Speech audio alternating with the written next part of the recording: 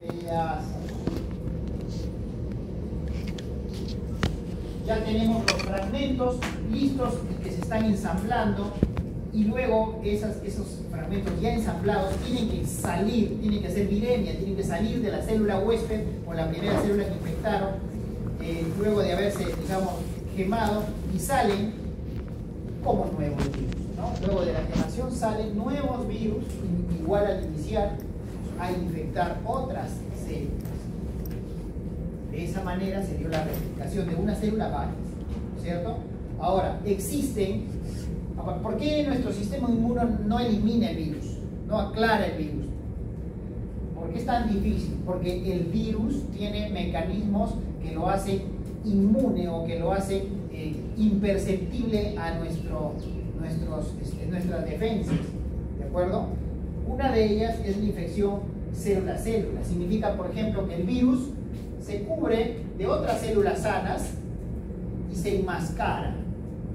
Entonces, cuando vienen nuestros linfocitos sanos que van a ver y van a eliminar todo tipo de invasor, van a querer ver qué está pasando y no van a encontrar nada, porque el virus está camuflado, ¿de acuerdo? Otro tipo de medida de resistencia es la glicosilación. Significa que se glicosila la glicoproteína 120, ¿sí? Y el virus cambia de cara y ya no se hace como si fuera un agente extraño.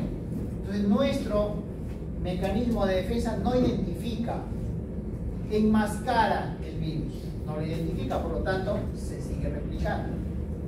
Y finalmente hay variación genética. Esta transcriptasa inversa que habíamos mencionado que era importante en la parte inicial para pasar de ARN a ADN, es una enzima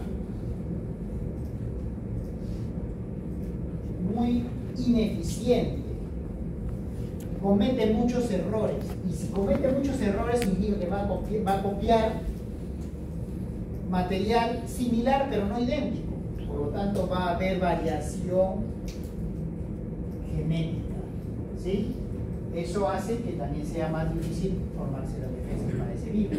Entonces, estos mecanismos hacen que el virus sea difícil de detectar, ¿de acuerdo?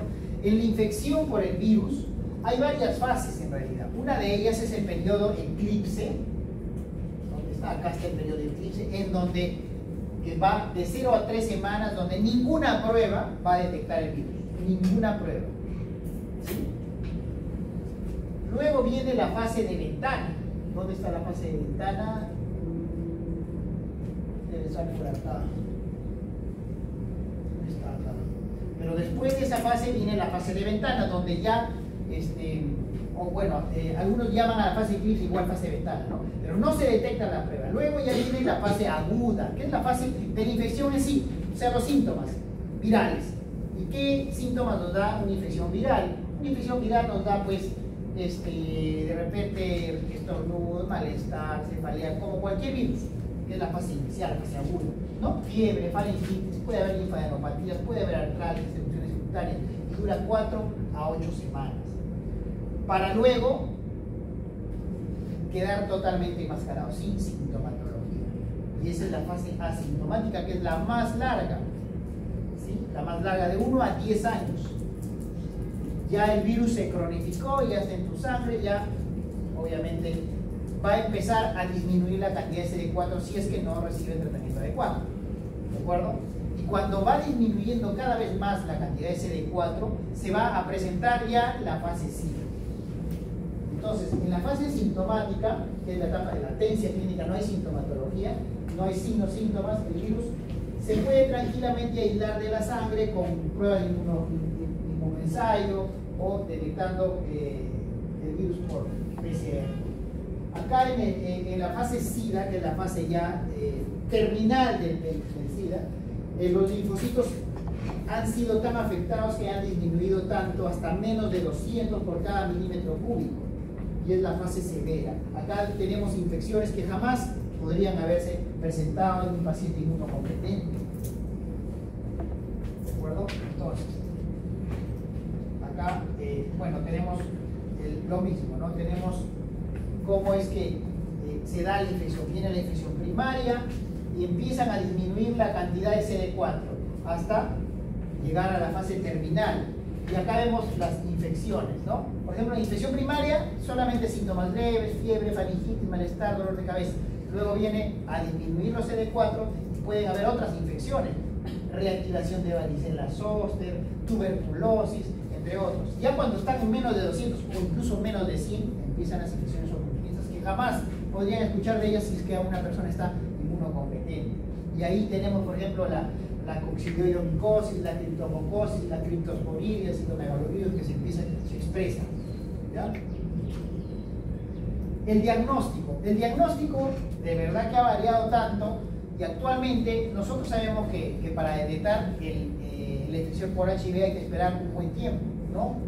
Pero con estas últimas pruebas de cuarta generación, llamadas así, podemos detectar el virus 35 a 45 días después de la exposición como máximo, y si fuera una cuarta generación, de 15 a 20 días. Significa que si hoy tienes la exposición, en 20 días con esta prueba de cuarta generación ya podrías saber si estás o no estás infectado. O sea, hemos llegado hasta ese punto. Antes normalmente le tomábamos una prueba y ahí en 6 meses otra más. No, ahora ya no. Ahora no necesitamos esperar tanto. En 20 días sabemos. Con esta prueba obviamente de costos bastante caros. Y acá está el cuadrito que les mencionaba. En esta fase eclipse, donde no hay ninguna prueba que pueda detectar, no hay anticuerpos, no hay antígenos, nada. En la fase de seroconversión o periodo de ventana, ahí sí, ahí ya veo algunos anticuerpos que podrían ser detectados, que se presentan o que se desarrollan, que nuestro cuerpo desarrolla contra el virus de HIV. Nosotros para el capítulo actual y el manejo, la forma de la administración de los antirretrovirales, vamos a manejar un texto único que lo vamos a presentar posteriormente, pero del cual están la mayoría de asociaciones, ¿ya? Y este dato sobre el diagnóstico y a quiénes hacer el diagnóstico nos dice este texto, ¿no? Por ejemplo, ¿de qué va a depender, de qué voy a guiarme yo para tomar o no tomar una prueba? En los lugares donde hay alta carga, en donde hay pacientes con alto riesgo de ser infectados, tenemos que tomarle a toda la población, por ejemplo, a los trabajadores sexuales, a los pacientes que tienen infecciones transmitidas sexualmente, los que tienen hepatitis, los que tienen tuberculosis, los niños menores de 5 años, los pacientes inmunizados, los pacientes que tienen malnutrición, ¿no? De todo paciente que está en control prenatal debe tomarse en los lugares en los que hay alta carga viral, pero hay lugares que no hay tanta carga viral, que no hay tanta prevalencia de HIV. En esos pacientes no se le va a tomar a este mismo grupo, sino ya vamos a restringir para pacientes que tienen infecciones, por ejemplo TBC, pacientes con hepatitis o pacientes con infecciones de transmisión sexual, ¿de acuerdo? Siempre a los pacientes que van a llevar un control prenatal, a los pacientes y niños sintomáticos, ¿no? Y a la población en riesgo, ¿no? Y a sus parejas, obviamente, ¿no? Incluyendo a los trabajadores sexuales. ¿Cómo se determina o cómo es la determinación del estadio clínico? El estadio clínico, como les mencioné, puede ser asintomático, un buen periodo, o puede ser sintomático, y dentro de los síntomas pueden ser leves, moderados o severos. Cuando hablamos de síntomas severos, como un estadio ya 4, estamos hablando de estadio SIDA, y esto va de la mano con la cantidad de CD4 que tenga. Mientras menos CD4 que tiene, más riesgo de infecciones tiene, incluyendo los oportunistas. ¿Ya? Entonces, recientemente la OMS ha revisado la clasificación sobre enfermedades clínicas asociadas al HIV. Como les mencioné, el HIV no va a dañar o no va a ocasionar síntomas más allá de los que cualquier virus ocasiona: fiebre, cefalea, faringitis, malestar. Y es lo único que me daría la infección por HIV en sí. Lo que va a pasar es que este virus deprime nuestra defensa, deprime la cantidad de CD4 que son nuestra defensa directa, y otras infecciones van a coexistir con HIV. ¿De acuerdo? Entonces la clasificación va a tener, o vamos a tener asintomático, que es estadio clínico 1, leve, estadio clínico 2, avanzada, estadio clínico 3, o severo o grave, estadio clínico 4. que va a depender de la sintomatología. Acá tenemos los 4 estadios. En el estadio clínico 1 no va a haber nada. O puedo ver, como les dije yo, de repente malestar, ¿no? De repente fiebre, de origen desconocido, o de repente algunas tumoraciones que llamamos linfadenopatías, ¿no? Generalmente en axilas, en cuello, ¿no es cierto? Eso que llamamos ganglios, ¿sí? Se incrementan de tamaño. Luego tenemos el estadio clínico 2. En el estadio clínico 2 vamos a ver nosotros un paciente que puede empezar a perder peso, puede tener infecciones recurrentes, vías respiratorias, gastrointestinales, puede haber reactivación de herpes, puede haber úlceras bucales recurrentes, erupciones pluríticas, dermatitis seborreica, infecciones fúngicas. Esa es la segunda parte o el estadio clínico 2 de un paciente con infección. En el estadio clínico 3 ya se hacen manifiestas otras enfermedades ya mucho más, digamos, a considerarse, ¿no? Acá tenemos pérdida grave de peso, o sea, ya empieza a notarse el paciente que va perdiendo peso. Diarrea crónica de origen desconocido, no sabemos cuál es la causa, o sea, no es una infección gastrointestinal que empieza hoy y termina en 5 o 7 días, no, es una diarrea crónica de origen, y no es mala absorción, obviamente, ¿no? Fiebre persistente, no sabemos cuál es la causa. Candidiasis oral persistente. Una candidiasis oral generalmente siempre se presenta en pacientes que tienen compromiso del sistema inmune, pacientes diabéticos, pacientes que toman corticoides, y en pacientes que no toman ni corticoides ni son diabéticos es poco frecuente, y es frecuente también en pacientes con HIV en estadio 3. Tuberculosis también puede presentarse en estadio 3, infecciones bacterianas graves y anemia sin explicación.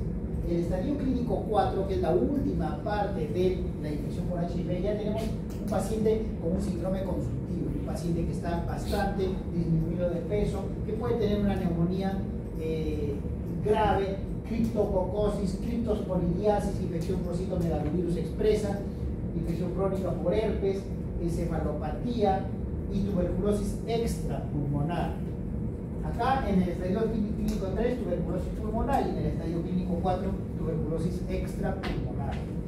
Esos son los 4 estadios que generalmente observamos. ¿Dónde van a actuar nuestros antivirales? ¿No?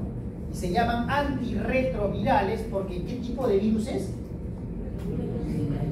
Por eso siguen siendo antivirales, pero dentro de los antivirales se llaman antirretrovirales, porque van contra el HIV.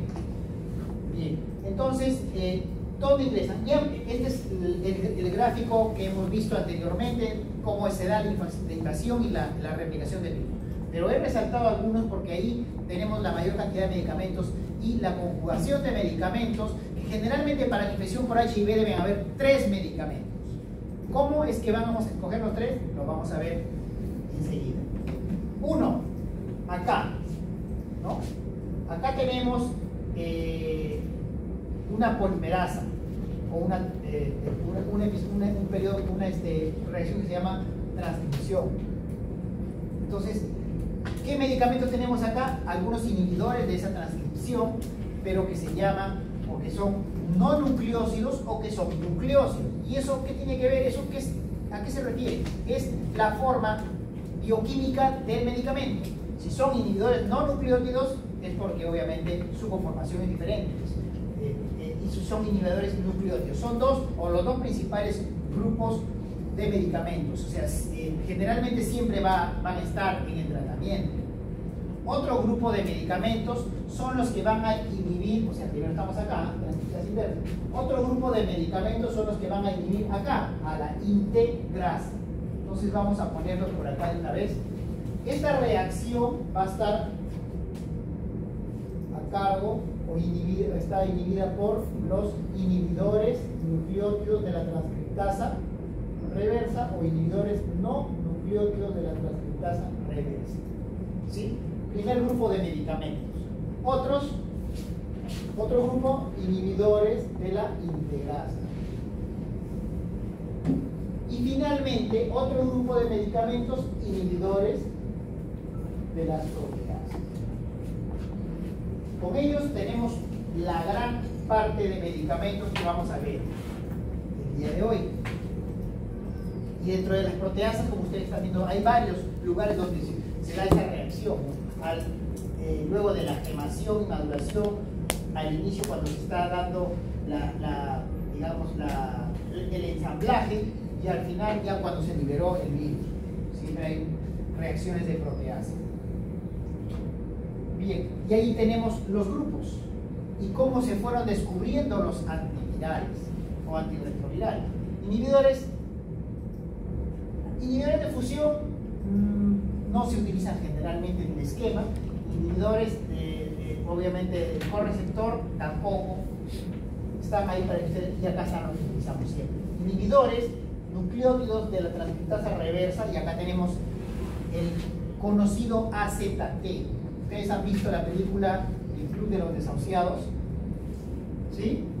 Este actor que ganó el Oscar en su momento inicia un comercio de esta droga que estaba todavía en prueba, la AZT, que encuentra obviamente gran impacto, ¿no? Incluso llega a ser un club, ¿no?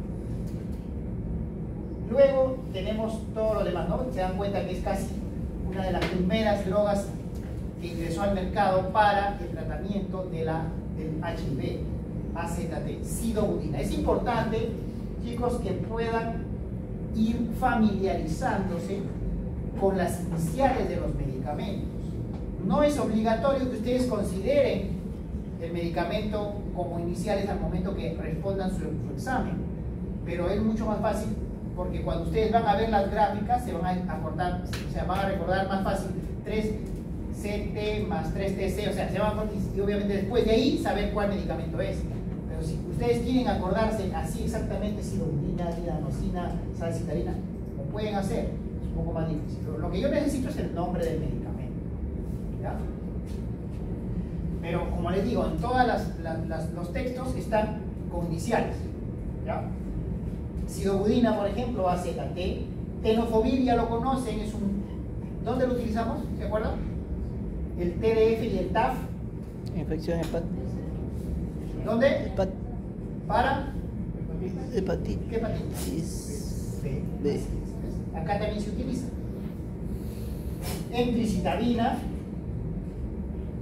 es inhibidores nucleótidos de la transcriptasa reversa. Y los no nucleótidos tenemos nevirapina, efavirenz, doravirina, y obviamente ustedes tienen que ir haciendo sus esquemas de acuerdo al esquema que yo les voy a presentar. Inhibidores de la integrasa, acá tenemos todos los gravir, ¿no? Dolutegravir, elvitegravir, raltegravir, y los inhibidores de la proteasa, acá tenemos lopinavir, ritonavir, meflinavir, saquinavir, ¿no? Todos ellos. Estos grupos, estos medicamentos, yo les mencioné que para iniciar el tratamiento vamos a necesitar 3 medicamentos. ¿De acuerdo?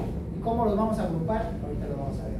Bueno, esto es lo mismo, el resumen que les dije, que tienen ustedes que tenerlo, saberlo, para que puedan conjugar sus medicamentos, porque cuando nosotros tenemos el esquema no te va a decir este más este más este. Te dice, por ejemplo, 2 de estos más 1 de estos, 2 de estos más 1 de esos.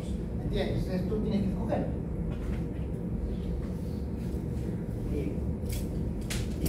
En el tratamiento vamos a empezar con la prevención, o sea, aquel paciente que se expuso y quiere prevenir. Dentro de estos tenemos los pacientes o los niños que nacieron de una mamá con HIV, los que fueron violados, etc. O sea, eso se llama profilaxis post-exposición. Dentro de ellos tenemos algunas medidas. Por ejemplo, hay uno que está en rojo que es preexposición. Hay preexposición, hay posexposición y hay de niños que nacen de madre con VIH. En la preexposición, que no es muy usual, obviamente, salvo que ya tengamos una pareja discordante, o sea, que ya tengamos una pareja en la cual, no sé, se me ocurre, la mujer es, digamos, portadora, no, o sea, tiene infectada, o sea, acá no hay portador, o sea, hay infección y puede estar en fase sintomática, ¿sí? Puede usar un anillo vaginal de David dapivirina como preexposición, o sea, antes de, ¿no? Sabe que tiene HIV, su pareja también lo sabe, está de acuerdo y obviamente utiliza su anillo vaginal. Preexposición, ¿de acuerdo? Posexposición significa, acá están los pacientes, como les dije yo, que se pincharon, que fueron violadas, ¿no? Ese grupo de pacientes va a tener, el tratamiento va a estar conformado por 2 drogas antirretrovirales efectivas, como mínimo, y idealmente 3. En caso de adultos y adolescentes vamos a utilizar estas 2, TDF más 3TC o FTC. Así es como van a ver ustedes los esquemas. Por eso les digo que tienen que saber, ¿no? TDF al menos ya saben qué es tenofovir, ¿no? El clásico, no es porque hay uno que está, ¿de acuerdo? Y 3TC sería la amibulina, ¿ya? O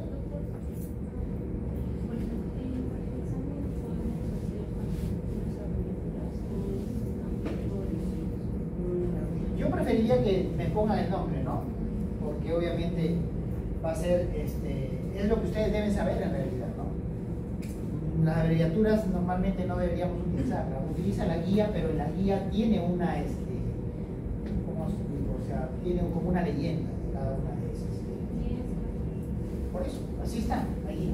Pero al final, tú ves la guía que está aquí, que es esta, ábranla porque acá está, ustedes entran a esto y van a encontrar la guía con todas las páginas, se van a dar cuenta. ¿Bien? Pero como les digo, tienen opciones, ustedes tienen que recordar, no todas, porque se van a dar cuenta que se van repitiendo, ¿no? Después, a la hora que van a revisar, se van a dar cuenta ya que es TDF, ya no van a tener, o sea, van a saber que es tenofovir, 3TC, y FTC, EFZ, o sea, van a saber cuáles son, porque obviamente se van a repetir, ¿no? Favirex, o sea, hay un grupo de medicamentos que siempre se va a utilizar. Entonces, eso es lo que tienen que saber, ¿de acuerdo? Ok, entonces, bueno, esto es el tratamiento TDF más 3TC, que es la amibudina, ¿no es cierto? O FTC, que es FTC, emtricitabina, ¿verdad? Ese es el régimen inicial, ¿verdad? Y como tercera droga podría ser dolutegravir, o sea, una inhibidora de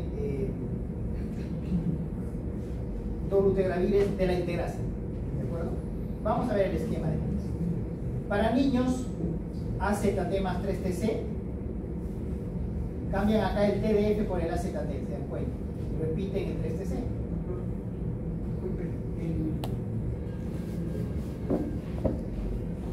El último fármaco que se menciona que es adicional a la terapia dual en adultos y adolescentes. Claro, por eso te das cuenta ahí que dice, mira, en la profilaxis que te da 2 como mínimo, pero dice de preferencia 3.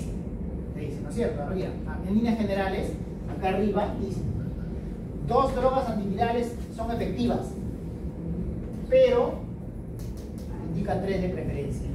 ¿Te das cuenta? Por eso. ¿Sí? Entonces, en niños vemos igual 2 que dan como efectivas, AZT-3TC, ¿no? Y abajo tenemos igual otra alternativa que puede ser abacavir más la amibudina nuevamente, más 3TC, y agregas dolutegravir como una tercera droga.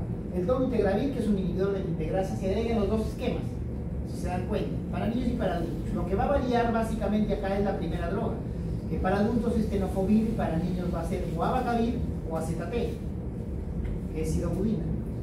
¿Sí? Y para niños que nacen de mamá con HIV, tenemos AZT y nevirapina para los primeros 6 meses de vida. ¿De acuerdo? Entonces, ese es el esquema de tratamiento inicial para la exposición inicial o posexposición. Ya en el tratamiento, cuando vamos a iniciar la terapia antirretrovirales, vamos a tener en cuenta lo siguiente. ¿A quiénes se les da tratamiento antirretroviral? Que es la pregunta del millón. ¿Le doy a todos? ¿Le doy a algunos? ¿Cómo hacemos? ¿Qué piensan ustedes?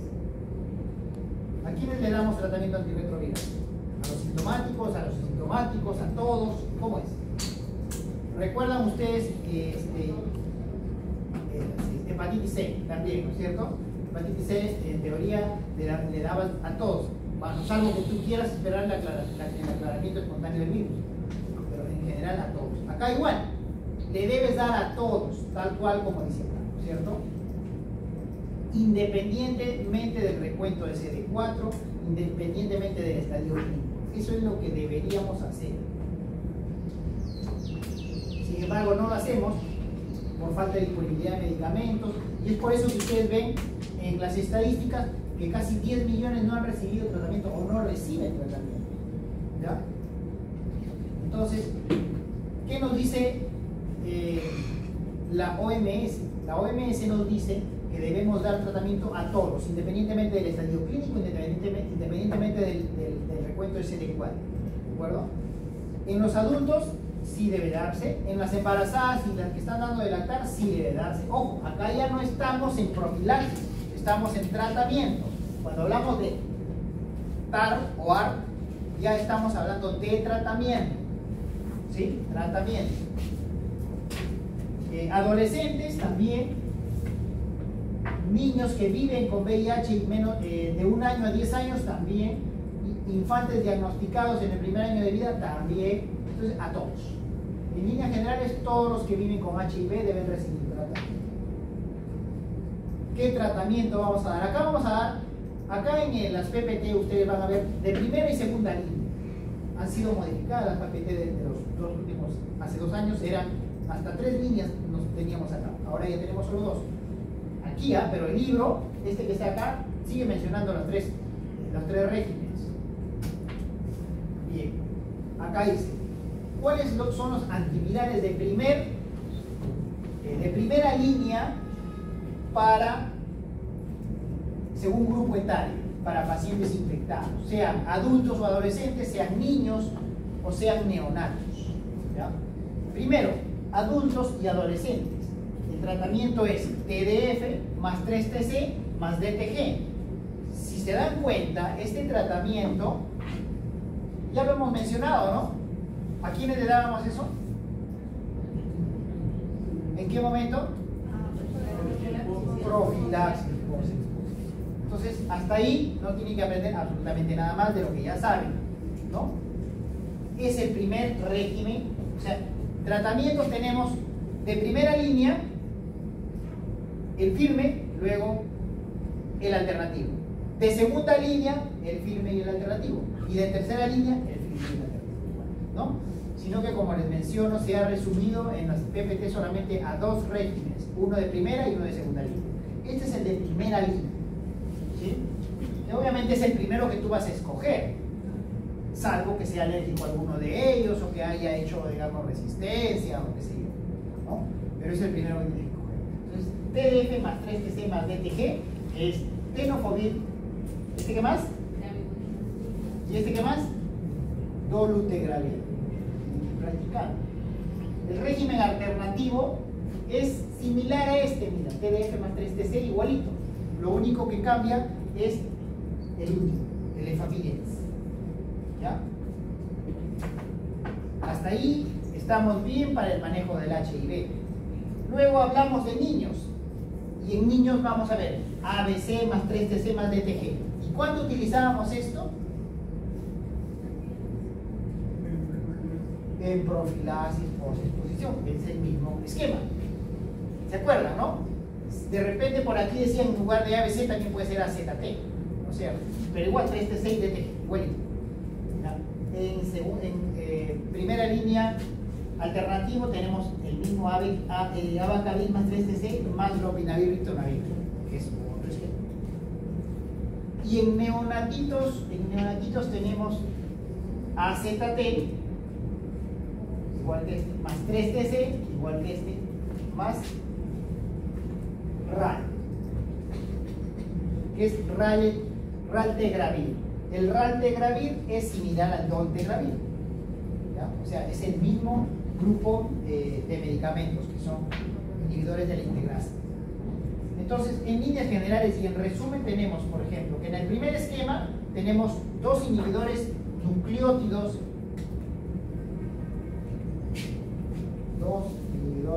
de la transcriptasa reversa, más un inhibidor de la integrasa. Este es el primer esquema de tratamiento, primera línea. Y ustedes escogen dentro de toda la leyenda inicial que vimos, ustedes escogen.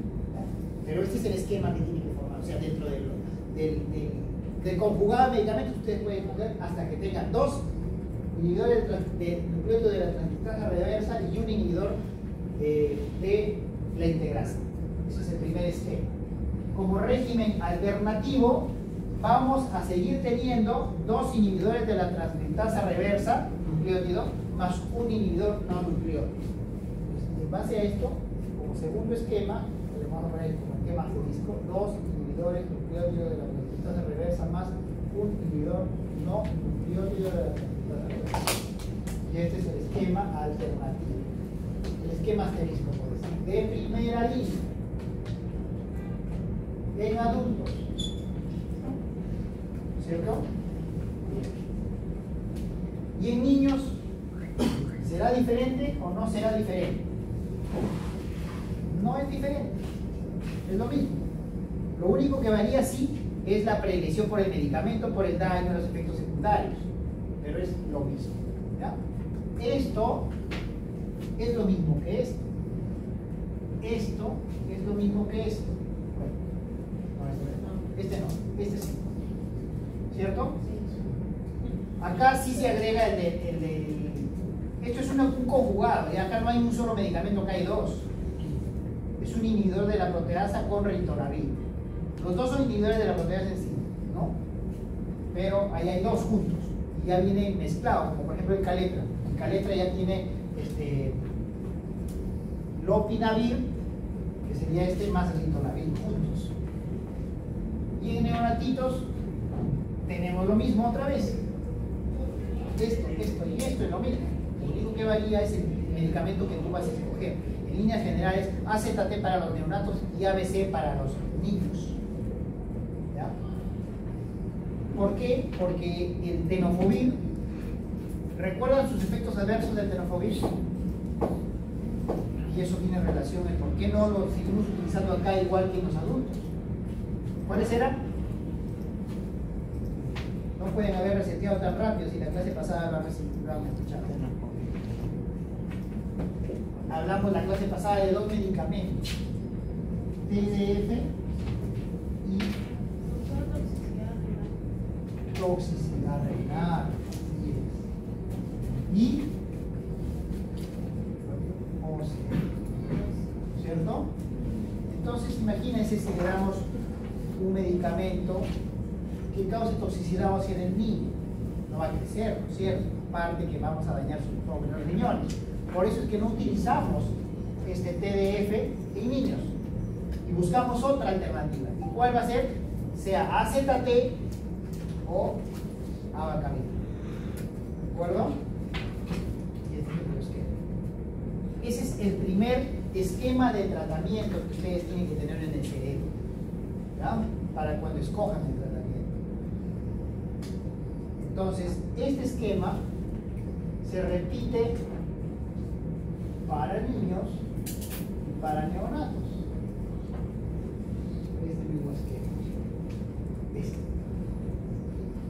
Solo varía el tratamiento. Luego, tenemos otros medicamentos de segunda línea. Y en segunda línea tenemos, bueno, acá tenemos el TDF, que nuevamente va a hablar de lo mismo, ¿no?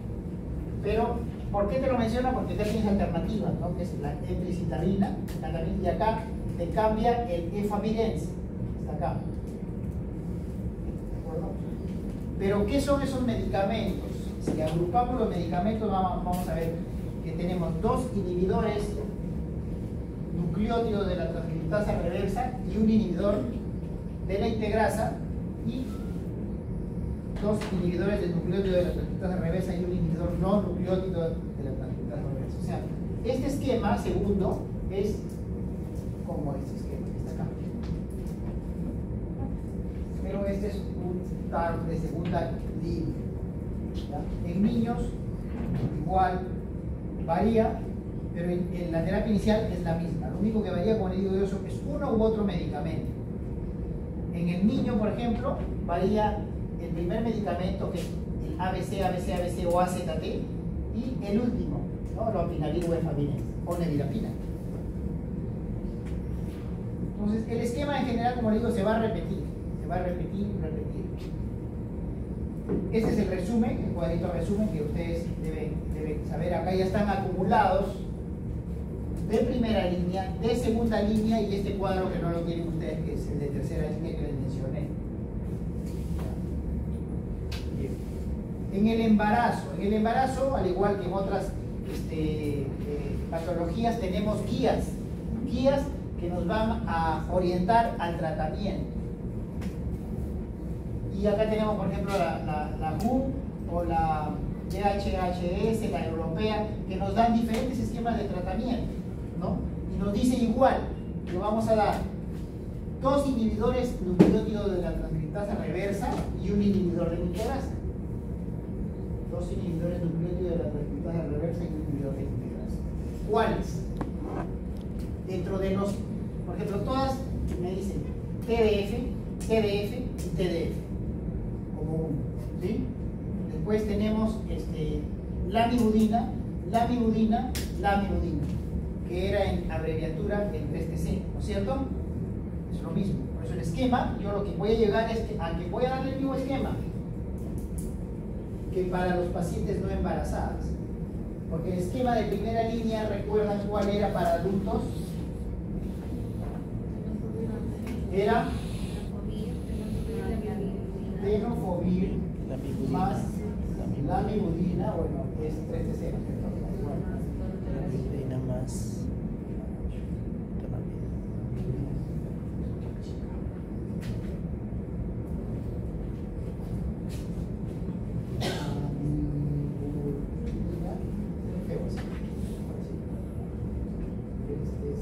Más, ¿cierto? Y en gestantes, lo mismo. Es el primer esquema. Y todas las guías te dicen lo mismo, ¿cierto? ¿Qué dice la WHO? ¿Te da como esa, o sea, te da esa opción? Sí, ¿verdad? TDF, la lamivudina, doble de. ¿Qué dice la DHHS? Igual, TDF, lamivudina, doble de lo mismo. ¿Y qué dice la europea? TDF, lamivudina y doble de. O sea, te dan el mismo esquema como opción. Estas son otras opciones, obviamente, ¿no? Como regímenes alternativos, o sea, segunda línea, ya vemos el inhibidor no nucleótido de la transcriptasa reversa con un inhibidor de la proteasa. Ahora, la DHHS no recomienda el vitigravir, darunavir, no lo recomienda. Estos son tratamientos combinados, por si acaso, ¿ya?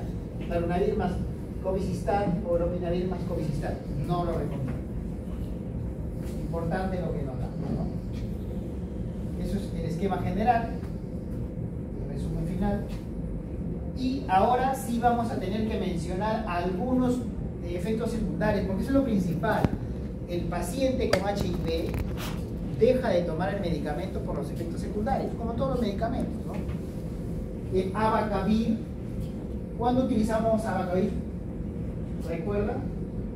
En niños. ¿Y AZT? También en niños, pero en el grupo de neonatos, ¿cierto? Okay. El abacavir, entonces, se tiene que ajustar a pacientes que tienen insuficiencia hepática. ¿Y qué efectos secundarios tiene? Bien, acá tenemos que resaltar los efectos de la reacción de hipersensibilidad. ¿Ya? La reacción de hipersensibilidad, tenemos que resaltar obviamente todo lo que trae una reacción de hipersensibilidad: rash, dolor abdominal, diarrea, ¿no? Fatiga, síntomas respiratorios, como si fuera un shock anafiláctico, pero pero no tan severos, sino son síntomas de una reacción alérgica. ¿Sí? Eso es los principales efectos secundarios de la vacavina. La entricitabina no es muy tóxica. Entricitabina es FTC, y FTC era cuando optábamos 3TC o FTC, ¿se acuerdan, no? FTC. ¿Recuerdan los esquemas que decían? Estos esquemas de acá.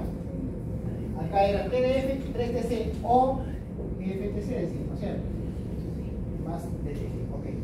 La entricitabina, que es el FTC, es un medicamento que se excreta en la mayoría por el riñón y no tiene muchos efectos tóxicos. Sin embargo, puede causar decoloración o hiperpigmentación, o sea, alteración de los melanocitos, y puede exacerbar el problema hepático que pueda tener el paciente, ¿ya? Sobre todo porque tiene expresión, bueno, no tiene nada que ver la expresión, pero puede exacerbar un paciente que tenga alteración hepática, ¿no? O sea, en pacientes, por ejemplo, que coexiste hepatitis B con HIV. La lamivudina, que es el 3TC, 70% de pacientes se excreta de dosis se excreta por vía renal, también es mínimamente tóxica como el FTC, y también podría causar exacerbaciones de hepatitis en pacientes que tienen coinfección con hepatitis B. Tenofovir alafenamida. Tenofovir alafenamida que se da para evitar los efectos secundarios de la insuficiencia renal y el daño óseo, ¿no? Evita, disminuye, pero no significa que no tenga los efectos. Igual tiene, menos que el TDF, sí, pero igual tiene, pues está acá, insuficiencia renal, síndrome de Fanconi, ¿no? Osteomalacia, son menos que el TDF, pero igual son los síntomas. Y acá lo dice, ¿eh?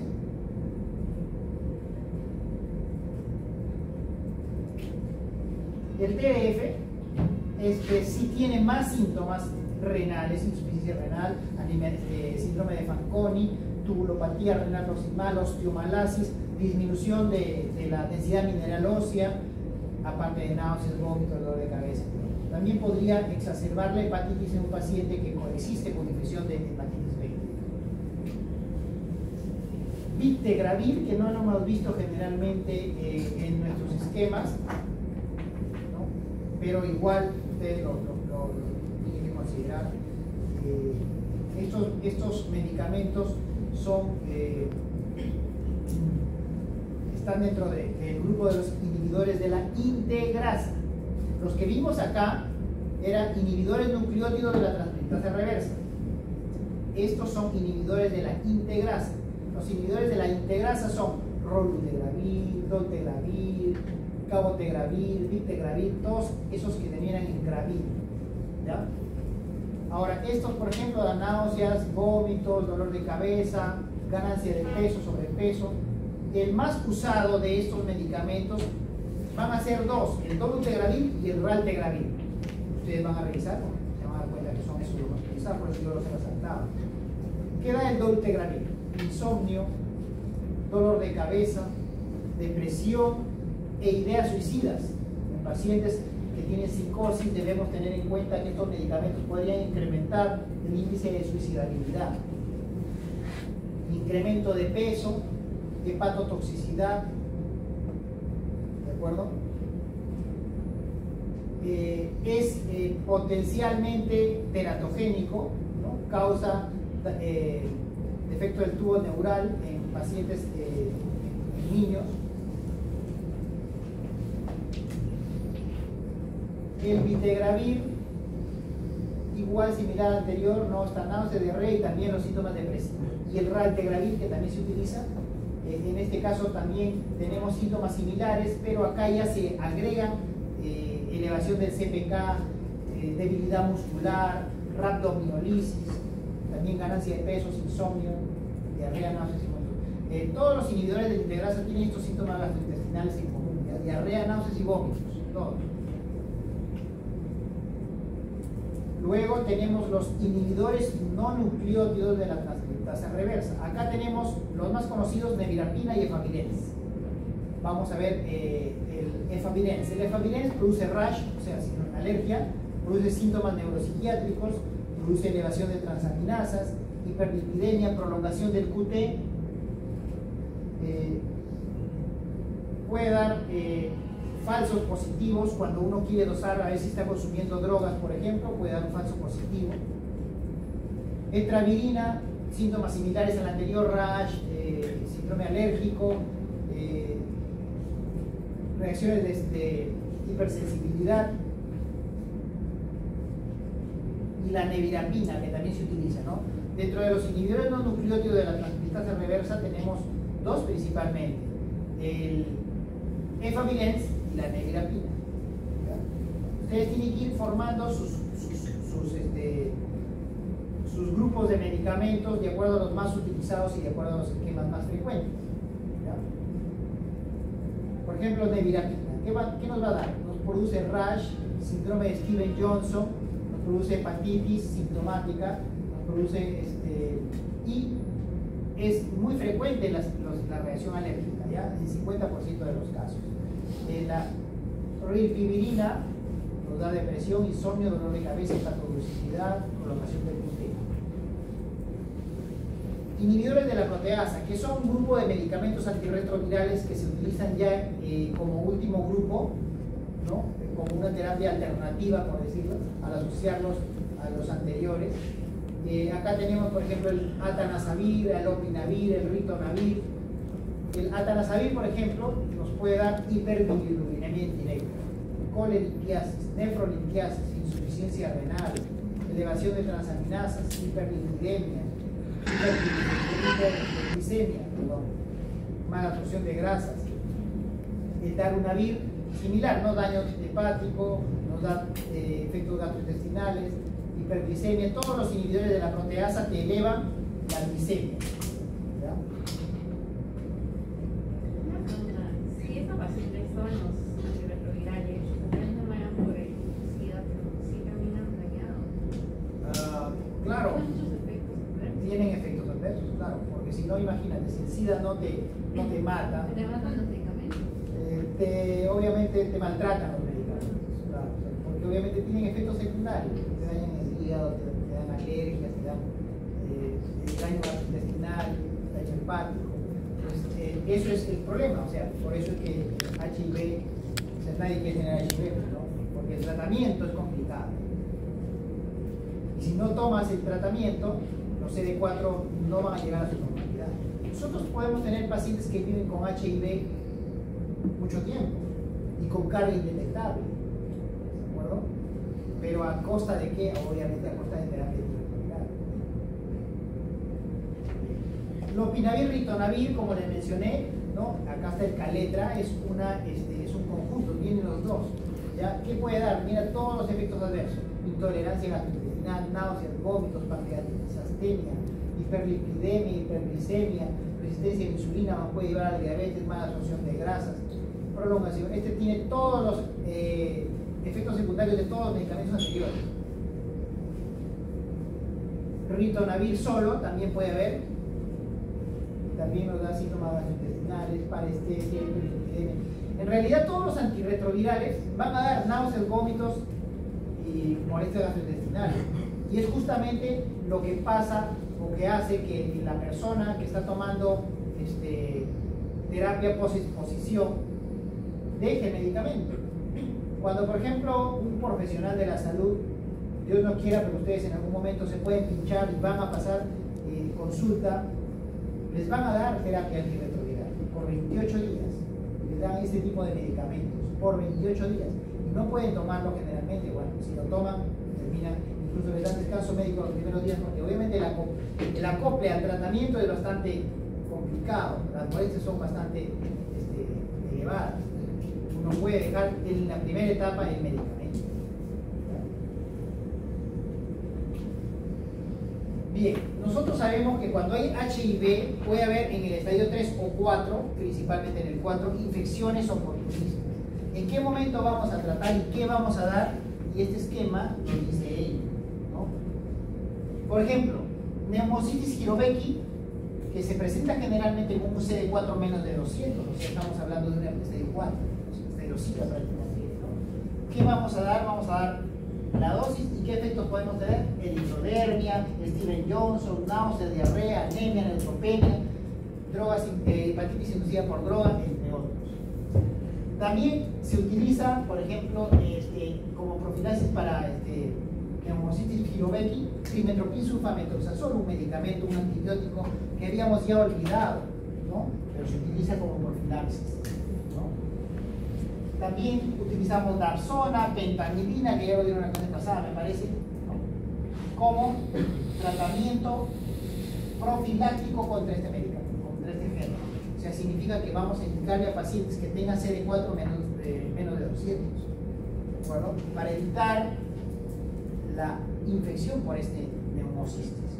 Profilaxis, no es el paciente infectado, es profilaxis. ¿De acuerdo? Si nosotros tenemos un paciente con CD4 menos de 200, le debemos dar profilaxis para neumocistis Hirobecky. ¿Sí? Profilaxis contra criptococo también. ¿Qué le vamos a dar para criptococosis? Fluconazol. Generalmente el criptococo aparece con CD4 menos de 100. O sea, imagínate, además de las 3 pepas que se tiene que tomar de antirretrovirales, tiene que tomar su trimestoprim sulfamethoxazol, si está el estadio SIDA, más su fluconazol. Y todos, bueno, y estos principalmente, más los anteriores, van directamente al hígado y obviamente hay metabolismo hepático. ¿Qué ocurre con este fluconazol?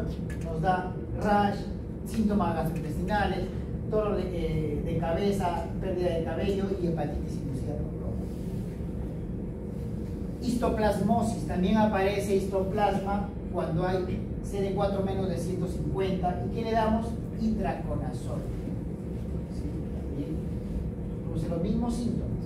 Y finalmente, profilaxis contra Mycobacterium avium o complejo Mycobacterium avium. ¿Damos tratamiento o no damos tratamiento? En realidad, en pacientes que inician rápidamente su tratamiento antirretroviral no es recomendado dar tratamiento de profilaxis. En pacientes que no tienen acceso, sí hay que dar hasta que puedan iniciar su terapia. ¿Sí? Respecto a la seguridad, respecto a el daño que nos puede causar, qué tan seguros son los medicamentos. Acá tenemos algunos, ¿no? Bictegravir, dolutegravir, raltegravir. Ellos son inhibidores de la integrasa. ¿Qué problemas trae? Obviamente, todos dan efectos gastrointestinales. Se repiten. Gastrointestinal, todos. ¿Sí? Y no se recomienda en pacientes que tienen insuficiencia renal. En resumen, ¿qué efectos adversos nos da? Síntomas gastrointestinales, náusea, diarrea, acidosis láctica, hepatomegalia. ¿Qué hacemos en líneas generales? No dar a pacientes que tienen insuficiencia renal, o sea, que tienen una tasa de filtración glomerular menor al 30 mililitros por minuto, o una enfermedad hepática Child-Pugh B12. ¿Y en el embarazo son seguros o no? Son seguros, o sea, podemos dar, no implica o no quita que no tenga efectos secundarios, obviamente, ¿no? Por ejemplo, el dolutegravir y el TAF pueden causar exceso de ganancia de peso, síndrome metabólico, anemia, por ejemplo, la AZT es causante muchas veces de anemia, y la gestante normalmente tiene anemia. Entonces hay que tener cuidado con esos medicamentos cuando utilizamos en gestantes. Hay que supervisar estrictamente cómo está la hemoglobina en estos pacientes. Y si hay anemia, y si hay alguno de estos síntomas, hay que cambiar el medicamento. Al final hay un cuadro que menciona qué pasa o qué cambio si es que tiene alguna de las patologías. Diabetes gestacional, cuidado con los medicamentos lopinavir con ritonavir juntos, ¿no? Estos pacientes gestantes también tienen mayor riesgo de desarrollar diabetes. Entonces hay que hacer un screening de tolerancia a la glucosa, un test de tolerancia a la glucosa en el primer trimestre, sobre todo a los pacientes que tienen riesgo de diabetes gestacional, obesos, antecedentes de diabetes, o fetos anteriores con peso más de 4 kilos, óbitos fetales. Esos pacientes tienen mayor factor de riesgo para desarrollar diabetes gestacional. Por lo tanto, si tienen mayor factor de riesgo para desarrollar diabetes y toma lopinavir y ritonavir, hay que considerar siempre un screening mediante un test de tolerancia a la glucosa. Luego tenemos terapia antirretroviral asociada a daño hepático, igual como inhibidores de la proteasa. Parto pretérmino nos puede dar lopinavir con ritonavir, efavirenz en combinación con tenofovir, y daño renal. El daño renal está obviamente a la cabeza del tenofovir o el tenofovir a la cabeza. ¿Para qué? ¿Herpes? No. ¿Qué usamos para herpes? Ah, sí, pero ¿y dónde está la cicloviana?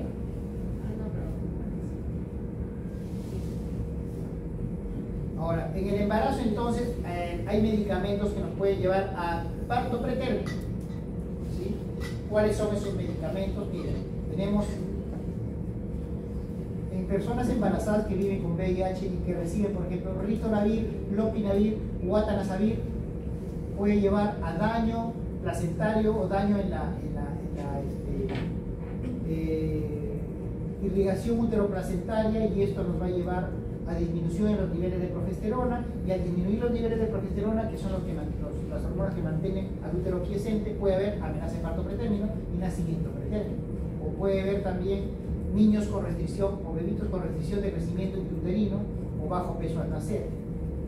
Y por ejemplo el tenofovir, que por las toxinas de este mismo tenofovir nos lleva también a parto pretérmino. En líneas generales, lopinavir, atanazavir, ritonavir, tenofovir nos va a llevar a parto pretérmino, como toda la riesgo. ¿Sí?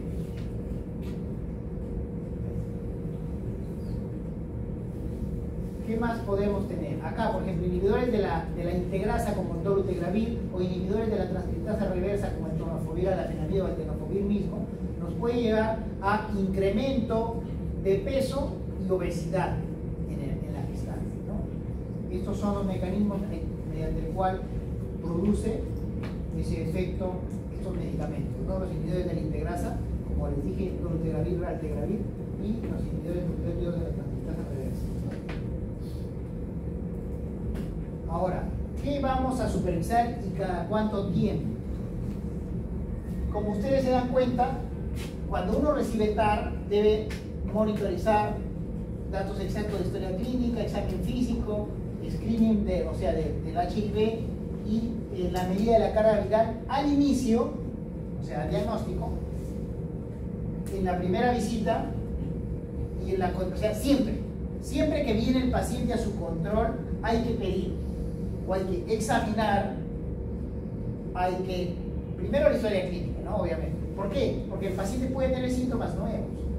Hay que rehistoriar al paciente, hay que examinar al paciente para ver si tienen linfadenopatías o si aparecen lesiones por hongos o qué sé yo, algo que pueda haberse agregado. Por eso dice acá, hay que evaluar en el diagnóstico, en la primera visita, en la subsecuente y cuando vamos a cambiar de medicamento.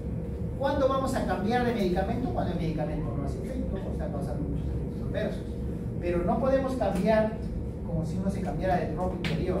¿Por qué? Porque obviamente el cambiar un medicamento, nosotros lo cambiamos o porque los efectos adversos son, digamos, muchos, o porque el medicamento no está haciendo efecto. ¿No? Ya hay puntos que nos dicen de repente a nosotros que nos pueden parecer que no está haciendo efecto y no es así, como lo vamos a ver luego. Recuento de CD4, son todos los que tenemos que evaluar, ¿no? Recuento de CD4, test serológico, el test de hepatitis B, ¿no? Perfil lipídico, perfil renal. ¿Por qué? Porque los antirretrovirales dañan el riñón, dañan el aparato gastrointestinal, dañan el hígado y hay infecciones oportunistas, por lo tanto, y otras coinfección con otros virus. Por eso es que tenemos que tomar serología para hepatitis B, serología para hepatitis C, desde embarazo, porque obviamente si se embaraza, ¿qué es lo que me preocuparía? Que el bebé se puede enfermar. Para que la mejor forma de hacer que el bebé un bebé de una mamá con HIV no se infecte es que tenga buena cantidad de recuento CD4 y que tenga carga indetectable de virus. ¿De acuerdo? Parto por cesárea, parto, o sea, eso no va a evitar. Lo que más disminuye el riesgo de infección vertical o de transmisión vertical es la terapia antirretroviral, para lograr carga indetectable en la madre. ¿Ya? Por eso necesito yo saber si es una mujer la que está recibiendo, que no esté embarazada. Si está embarazada, tengo que llevarla a la carga indetectable lo más pronto para que pueda, digamos, el bebé no tener menor riesgo. Y esos son más pruebas que tenemos que digamos, buscar, ¿no? El descarte de cáncer, descarte de PNH, cuello, mama, todos, porque obviamente hay una inmunosupresión, y la inmunosupresión se pueden expresar oncogenes que hagan desarrollar cáncer. Síndrome de reconstitución inmune. ¿Y por qué vamos a mencionar este síndrome? Porque, como les dije, puede ser interpretado por una persona que no conoce el HIV como una recaída, y no es una recaída. Hay que tener en cuenta esto. ¿Qué es el síndrome de reconstitución inmune? Nosotros sabemos, y les dije la vez pasada, ¿por qué tenemos síntomas? ¿Por qué tenemos fiebre? ¿Por qué tenemos tos? ¿Por qué tenemos diarrea cuando estamos con infección? Porque nuestro aparato, nuestro mecanismo de defensa se expresa, ¿no es cierto? Y trata de eliminar o de luchar contra la infección. Fiebre, ¿por qué tenemos? Porque obviamente se eleva automáticamente tratando de eliminar la bacteria o el virus que nos está infectando, ¿no es cierto? Entonces, ¿qué va a pasar con un paciente que no tenga CD4 o que tenga CD4 en el suelo? No va a tener fiebre, ¿no es cierto? No va a tener síntomas por TBC, no va a tener molestias por hongos, no va a tener, porque no tiene las defensas que van a hacer que el paciente sienta los síntomas. Entonces, ¿qué va a pasar cuando yo le dé targa o targa? Estos CD4 van a empezar a subir y van a empezar a presentar síntomas, fiebre, tos, diarrea, depende de lo que tenía antes y ahora sí tiene. Y el paciente, ¿qué va a decir? Ese medicamento me está haciendo mal, estoy empeorando. Es lo primero. Por eso que tenemos que tener en cuenta que el síndrome de reconstitución inmune no es una ineficacia de tratamiento, ¿ya? Por un lado. ¿Qué es?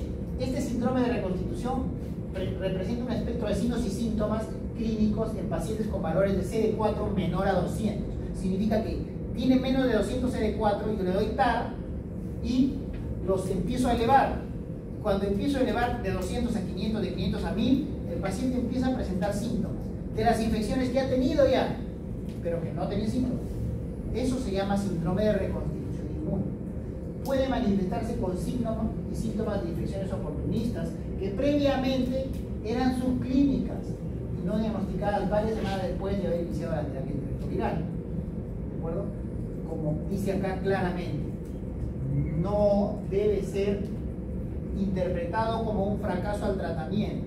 Eso es lo que les mencioné, ¿no? Ustedes tienen un paciente con HIV, ya estadio SIDA, que tiene CD4 menos de 200, y no tenía nada, de repente tenía por ahí solamente pérdida de peso, no tenía más, no tenía manifestaciones por hongos, no tenía neumonía, no tenía manifestaciones de tuberculosis, pero uno le da y se eleva, obviamente,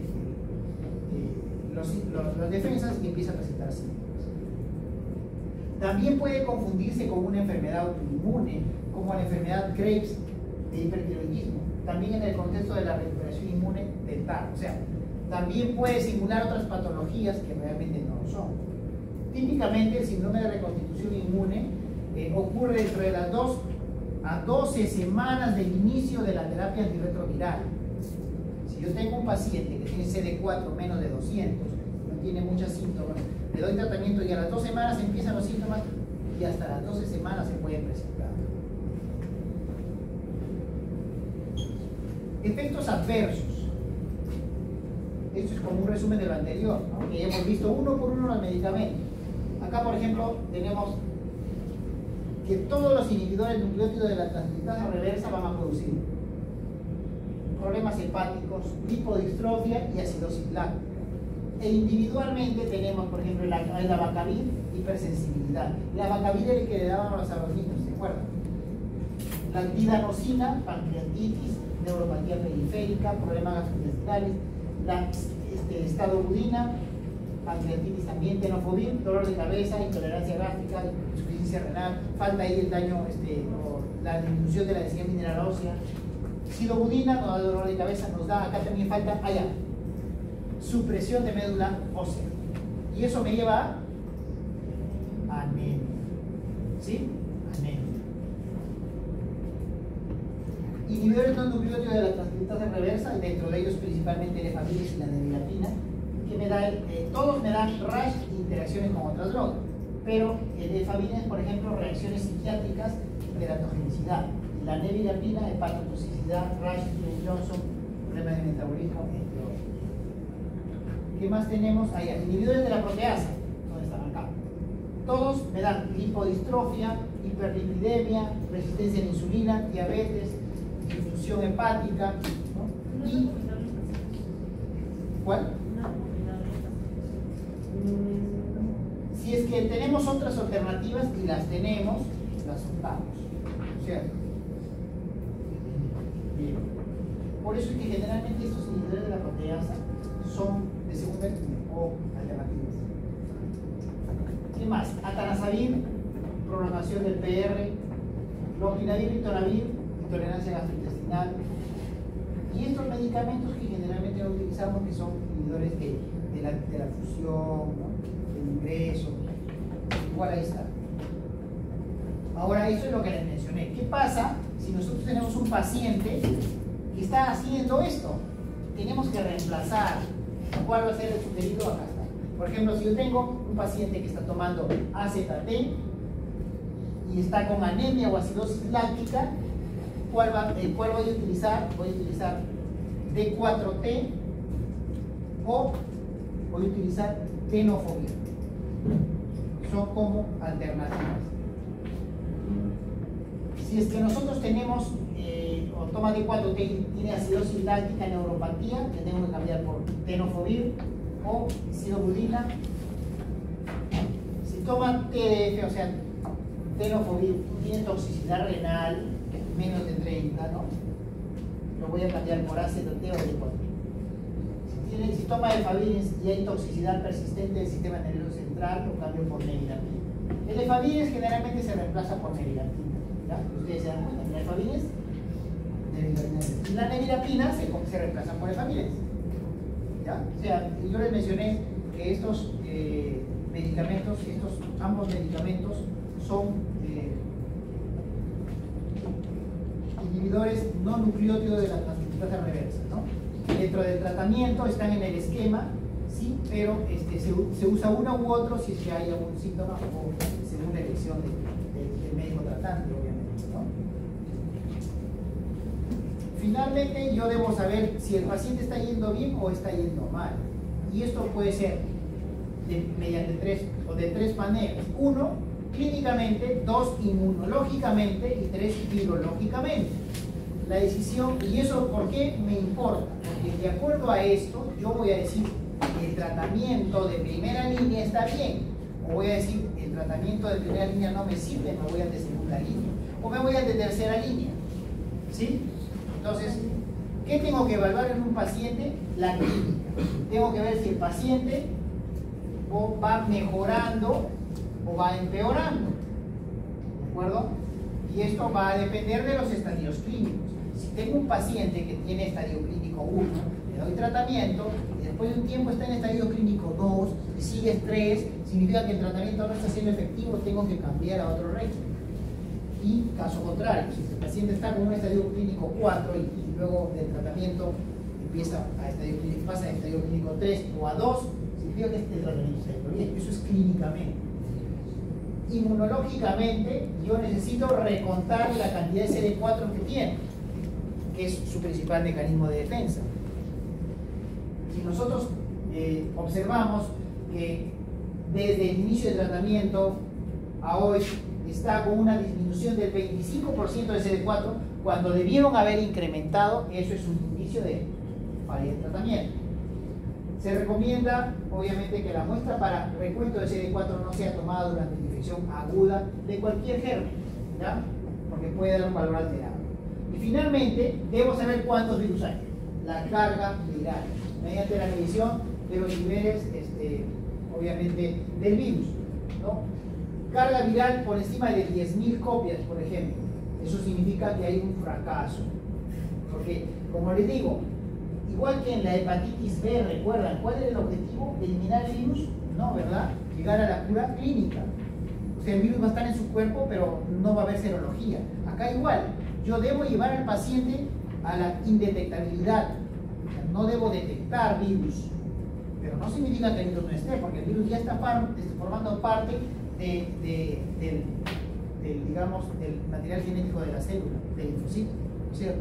Pero yo tengo que llegar a cero virus, a indetectable, y así te sale, indetectable, cuando uno pide el examen. Entonces, eso es lo que tenemos que evaluar cuando nosotros vemos si el tratamiento está yendo bien o está yendo mal. Finalmente, tenemos dos patologías o dos coinfecciones importantes que tienen ustedes que tener en cuenta. Número 1, hepatitis B, o virus de la hepatitis B. Número 2, virus de la hepatitis C. Y número 3, TBC. Estos pacientes hemos visto que tienen TBC, que se pueden coinfectar con otra infección. Entonces, en el caso, ¿qué nos dice la OMS? En el caso de que haya hepatitis B, todas las personas que son recién diagnosticadas con VIH deben someterse a un cribado, o sea, hay que buscar antígeno de superficie. Recordemos, antígeno de superficie, el virus vive, está en el paciente, ¿no es cierto? Y ahí vemos el antígeno de replicación. Y si son negativos, o sea, si hay antígeno de superficie negativo, hay que vacunarlo. ¿De acuerdo? Ahora, ¿qué esquema vamos a darle para el tratamiento de hepatitis B? ¿Ustedes recuerdan el tratamiento de la hepatitis B con qué era? ¿Algún régimen que recuerden? ¿O algunos medicamentos que recuerden? Primero tenían en cuenta o tengan en cuenta que el tratamiento no era combinado, sino era monoterapia, ¿cierto? ¿Y cuál era? ¿Cuál? Tenofovir. ¿Qué más? ¿O qué otro?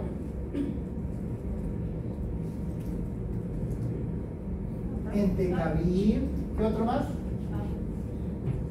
Tenofovir alafenamida. Finalmente, como segunda opción, interferón gamma, ¿no es cierto? Si tengo un paciente con HIV, ¿qué creen que debería escoger? Mato dos pájaros de un solo tiro. Tenofovir. Ese va a ser mi primer fármaco, ¿no? Porque yo elimino el hepatitis B y elimino o ayudo en la terapia antirretroviral. Y el TDF está dentro de estos medicamentos. Todavía me da opción de otro más. Por eso hay un esquema de elección. Para esos pacientes es TDF con 3TC, además de el raltegravir que se le puede indicar, ¿no es cierto? Ese régimen tiene que estar sí o sí, salvo que el paciente obviamente tenga un problema renal y tenga que cambiar o variar el medicamento, ¿no? Bien. Entonces, este es el medicamento o este es el régimen que yo debería, ¿no? Entonces, el tratamiento de HIV en personas coinfectadas con hepatitis B sin utilizar TDF en el régimen puede dar lugar en raras ocasiones o en reagudización. O sea, justo en el síndrome de reconstitución inmune. Yo puedo tener un paciente que esté con HIV, CD4 menos de 200, le doy su tratamiento que no incluye TDF, porque si incluye TDF no se va a reactivar el hepatitis B, ¿no? Pero si incluye de repente, no sé, la amiglina se me ocurre, y no tiene TDF en todo el régimen, entonces se va a reagudizar la hepatitis B. Y eso se llama síndrome de reconstitución inmune por hepatitis B, ¿cierto? Porque el régimen no incluye TDF. Por eso dentro de los chequeos de un paciente con HIV decían que tengo que dosar para TBC, para hepatitis B, para hepatitis C, si está embarazada, ¿no? ¿Por qué? Porque son infecciones que generalmente pueden coinfectar al paciente, ¿no? Porque si este paciente se infectó, ¿cómo se infectó? relación sexual, con aguja, ¿no? Relación sexual. Entonces, eso puede haber traído también, además, otro virus. En la hepatitis C, en general es aconsejable estabilizar clínicamente la enfermedad por VIH con terapia antirretroviral, según el esquema que vemos, antes de iniciar el tratamiento para hepatitis C. Y para hepatitis C, ¿qué esquemas teníamos?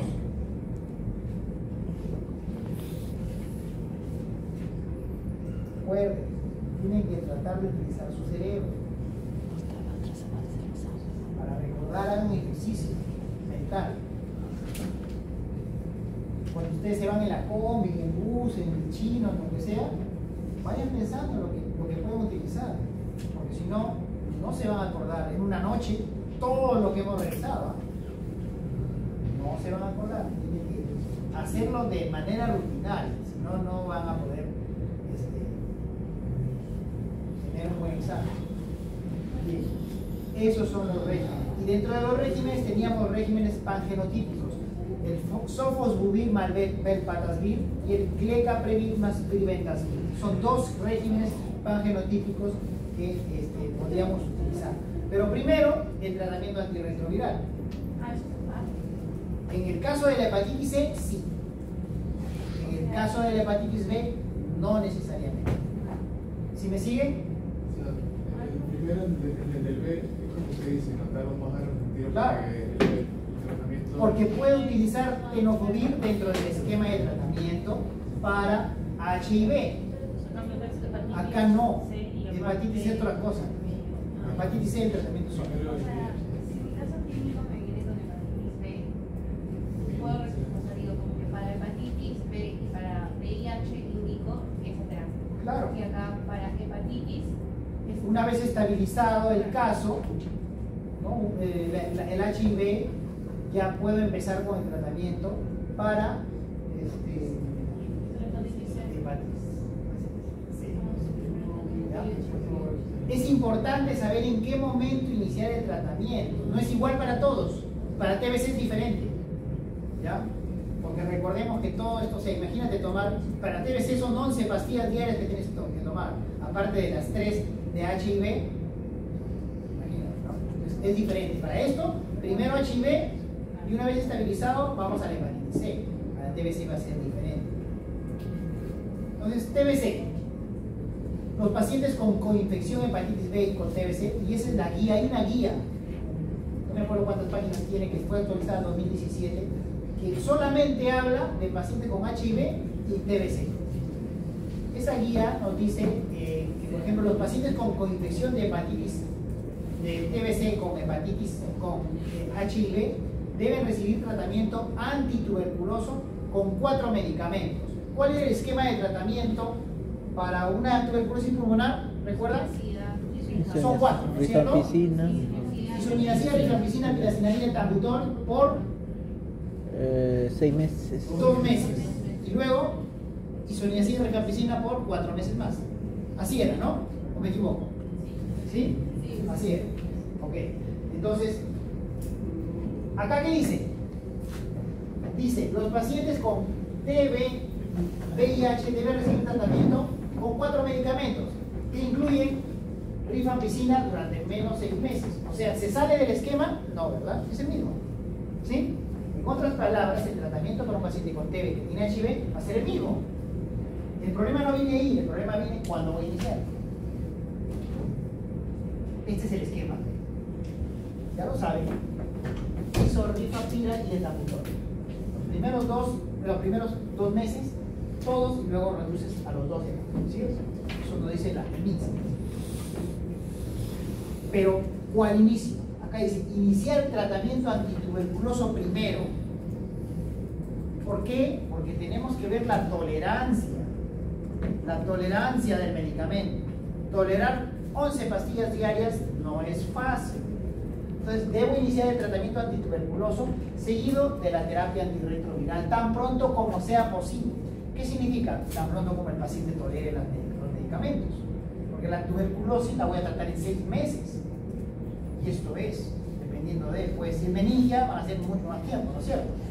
Pero el tratamiento va a ser acá en 6 meses. Ahora es, tan pronto como sea posible, dentro de las 8 semanas del inicio del tratamiento antituberculoso. O sea, tengo 8 semanas como máximo para iniciar antirretroviral, además de, o sea, 2 meses. ¿De acuerdo? Si puedo y tengo la posibilidad, obviamente espero los 2 meses que reciba los 4 medicamentos antituberculosos, Rifa, Etambutol y piracinamida, y luego sé que luego en los 4 meses siguientes me voy a reducir a 2 y empiezo con los antirretrovirales además de los 2. ¿Entienden? Por eso dice acá 8 semanas. ¿Sí? Los pacientes con TB y VIH con inmunosupresión grave, o sea, lo que tienen SIDA, CD4 menos de 200, ese es otro lote. Esos pacientes no puedo esperar tanto tiempo porque se mueren. 2 semanas como máximo. ¿Significa que le doy primero? Antituberculoso 2 semanas, y en 2 semanas debo iniciar el tratamiento antirretroviral. Es más rápido porque el paciente se muere. ¿Sí? ¿Qué voy a hacer dándole solamente sus 8 semanas y ya se muere? Pues? Porque las CD4 van a seguir disminuyendo. Vas a matar el bacilo TB, pero claro, o sea, otras infecciones van a apoderarse del paciente. En las personas con coinfección TBC, el esquema de primera línea recomendado es TDF3TC más F-efavirenz. O sea, tenofovir, lamivudina o emtricitabina y efavirenz. Ese es el tratamiento de inicio después de las 2 semanas si es SIDA, o después de las 8 semanas si es HIV, estadio 1, 2.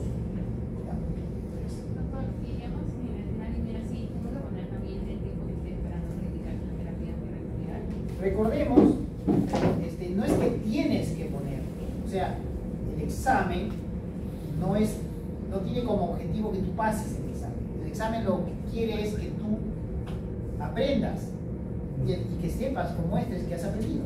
Eso es. O sea, y si tú me dices que obviamente o sea, en cuánto tiempo me das detalles del tratamiento, eso habla de que el alumno sabe, ¿entiendes? De repente no todos los temas, pero de repente este tema sí, ¿entiendes? Es para eso, para que uno pueda ver, o sea, el examen final es, entre comillas, no tan, es objetivo sí, pero no tanto como que marcas la A y es la A, ¿me entiendes? Que obviamente yo tengo que leer lo que tú estás poniendo y tengo que entender lo que me quieres decir en lo que estás escribiendo, que muchos no saben expresar lo que piensan. Pasa eso, o sea, yo leo y digo, ¿qué me quiere decir? O sea, y a veces tengo que revisar otras preguntas para poder saber si es que el alumno se refiere a eso o no, ¿me entiendes? O sea, debo entender lo que el alumno quiere plasmar en el papel. Por eso es importante que ustedes entiendan lo que están escribiendo. A veces uno sabe mucho del tema, quiere escribir todo, y ahí empiezan a confundirse. ¿De acuerdo? Pero por ahí está el de, o sea, del VIH, que es un bien largo. Si nos componemos en una letra o algo, pero usted entiende que es ese. Si nos sale la pregunta. Es que eso va a depender justo de lo que ella me está preguntando. ¿Me entiendes? O sea, ¿cómo te explico? Si tú me pones solo un medicamento y ya, y no sé nada más, y encima te has confundido, o sea, no sería lógico que valga la pregunta. Pero si yo veo que el alumno está bien, responde sus preguntas, me muestra que sabe, entonces una letra no va a hacer la diferencia, ¿entiendes? Pero, o sea, hay errores que uno se da cuenta y hay errores que pues, no vienen al caso, o sea, no son, ¿entiendes?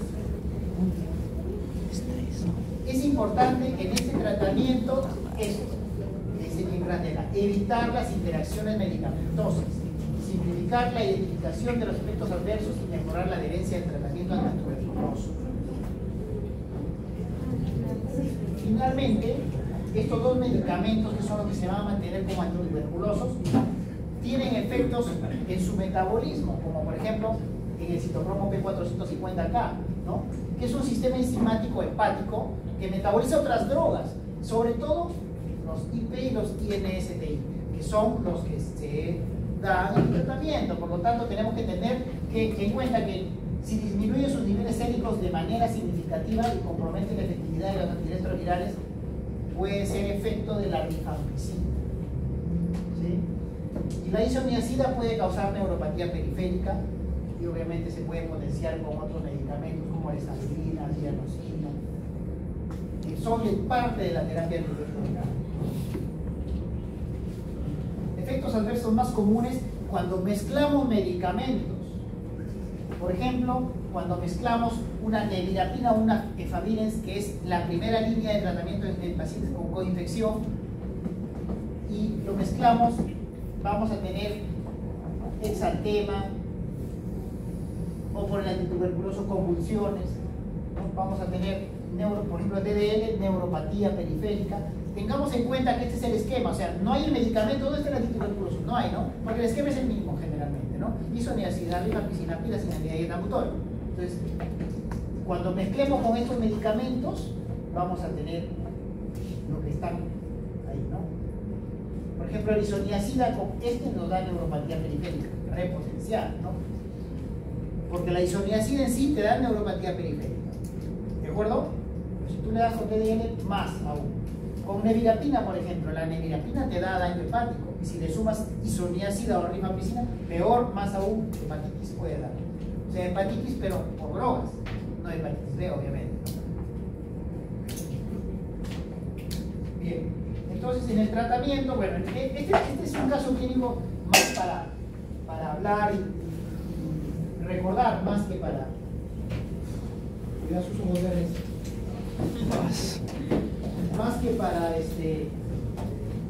para responder, ¿no? ¿Por qué? Porque faltan datos, ¿no? ¿Qué datos nos faltan? O sea, ahí podríamos predecir en qué estadio estaría el paciente, ¿no? Podríamos predecir por la sintomatología, porque recordemos que tenemos clínica, tenemos inmunológica y tenemos virológica. Ahora, según la clínica, este paciente en qué estadio podría estar. En el 1, a ver,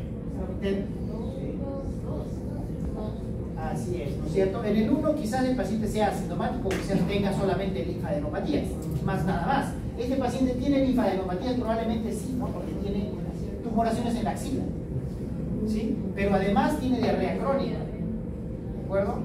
Y puede estar en estadio 2 o máximo hasta 3 podría tener, ¿no? Porque también tiene síntomas tos productiva de manera crónica, también puede tener una infección por TBC, no la sabemos. Entonces, ese es el ejercicio que tenemos que hacer, ¿no? ¿Qué haríamos? Haríamos un recuento de CD4, ¿cierto? Un recuento de CD4 y una carga viral. De acuerdo al recuento de CD4, yo vas a poder saber y tenemos que dosar, tenemos que buscar hepatitis B, hepatitis C, tenemos que buscar, bueno, eso, tenemos que buscar tuberculosis, ¿no es cierto? Para ver qué tratamiento le vamos a dar. Pero en este paciente, si suponga, y obviamente hay que dosar ELISA o hay que buscar, o hacer un ensayo de cuarta generación para buscar HIV, ¿no es cierto? Obviamente, primero tengo que confirmar el diagnóstico, ¿no? Supongamos, y definitivamente ustedes en un examen no van a tener para confirmar el diagnóstico, ustedes van a tener el diagnóstico porque lo que necesitamos en el examen es que demuestren que saben el tratamiento de la patología, no que le van a diagnosticar, ¿no? Probablemente sí van a tener un poco de síntomas, pero finalmente igual van a tener el diagnóstico, si no van a quedar en el aire y eso les da pie a que ustedes digan, no puede tener esto, puede tener lo otro, ¿no? Bueno, el año pasado creo que hubo un caso que era una bartonelosis y los alumnos decían que era dengue. No era pregunta mía, ¿no? Pero eso pasó porque recuerdo que el paciente tenía sintomatología de fiebre inespecífica, pero venía de Ayacucho, creo, ¿no? Entonces, obviamente, por lugar y localización había más bartonela que dengue, ¿no? Y un alumno dijo, no, pero ahí en la zona de no sé dónde de Ayacucho sí hay dengue. Creo que es el periódico me trajo. Pero, o sea, como le digo, nosotros tratamos de buscar, yo por lo menos, ¿no? Porque el otro docente me da la pregunta nada más y él la justifica. Pero tratamos de ver casos que no sean discutibles en el diagnóstico. Porque si yo les pongo un caso que sea discutible en el diagnóstico, ustedes me pueden recetar lo que quieran, pues, ¿no? Porque van a tener cualquier diagnóstico, ¿no? Y obviamente yo no puedo refutar a ellos. Ustedes tienen que tener el diagnóstico claramente o ser clínicamente irrefutable, ¿me entienden? No como por ejemplo sintomatología, por ejemplo una distribución de úlceras de manera dermatomédica. Y yo no les voy a decir que tiene herpes zóster, pero ustedes no me pueden decir que no la tienen, ¿no es cierto? Porque no hay otra patología que me dé eso, ¿no? Algo así. Entonces, en este caso tendríamos que primero diagnosticar el HIV. Una vez que diagnosticamos el HIV, ¿iniciamos o no iniciamos tratamiento si sale positivo? Sí, iniciamos, ¿no? Porque según la Organización Mundial de la Salud, se inicia el tratamiento en todos los pacientes que convivan o que vivan con HIV. Siempre tenemos que ser de manera prioritaria primero a los que tienen menos de 500 CD4 y después a todos los demás. ¿De acuerdo? O sea, sí es a todos, pero si tengo que elegir, como en el COVID, ¿no? ¿Recuerdan? ¿A quién elijo? ¿Al que tiene 30 años o al que tiene 90? Al que tiene 30, ¿cierto? Por la esperanza de vida, ¿no? En este caso igual, al que tiene CD4 menos de 500, le voy a dar primero porque se va a morir más rápido que el que tiene 1000 o 2000, ¿no?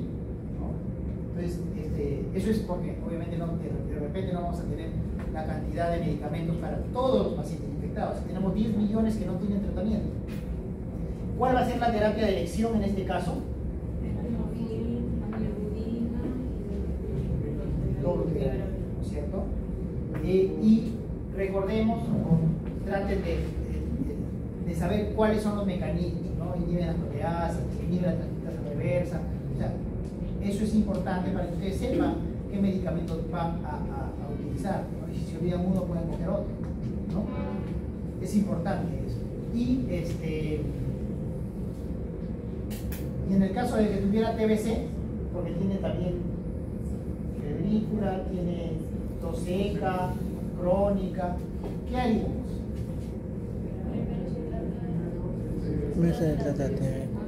Supongamos que este paciente tiene linfocitos CD4 en 1000, bacilo de Koch positivo y se confirma HIV.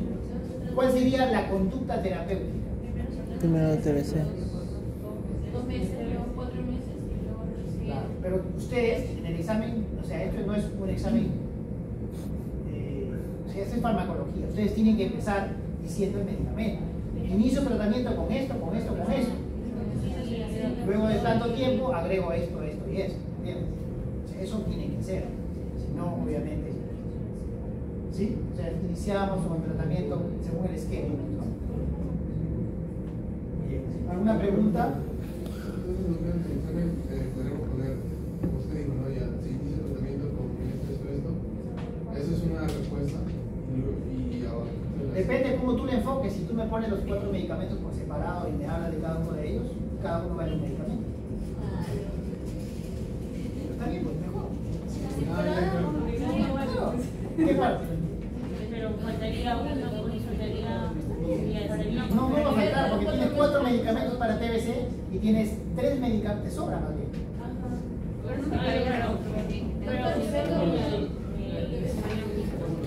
No te voy a poner más puntos de lo que vale la pregunta, ¿no? Pero si tú sabes eso, no vas a dejar de escribirlo, ¿no? No vas a completar los 5 y ya no vas a escribir los demás, ¿no?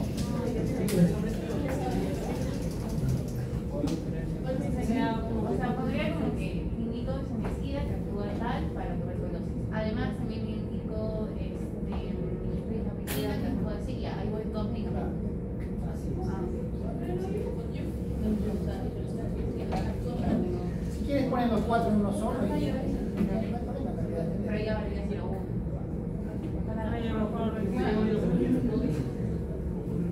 ¿alguna pregunta?